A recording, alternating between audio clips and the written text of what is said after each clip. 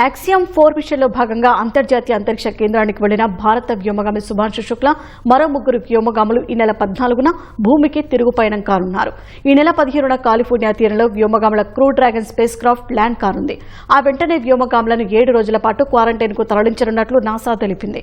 భూ వాతావరణానికి వారి శరీరాలు అలవాటు పడేందుకు వీలుగా చర్యలు తీసుకుంటామని పేర్కొంది.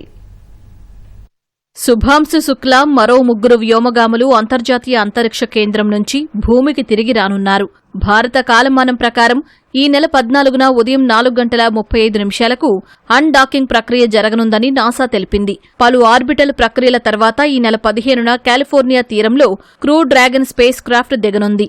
ల్యాండ్ అయిన వెంటనే వ్యోమగాములను 7 రోజుల పాటు క్వారంటైన్కు తరలించనున్నట్లు ఇస్రో తెలిపింది.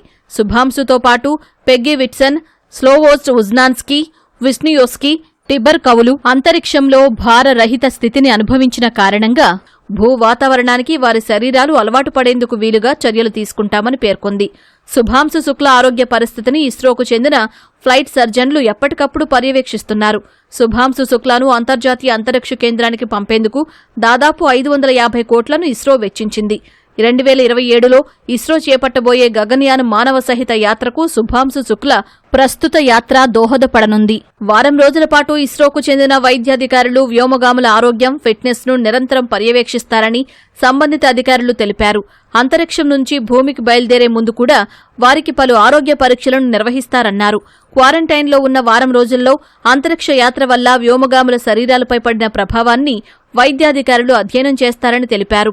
వారి శరీరంలో రక్త ప్రవాహం, హృదయ నాళాలు, మెదడు పనితీరును అంతరిక్ష యాత్ర ఎలా ప్రభావితం చేసిందనే విషయాలను పరిశీలిస్తారు.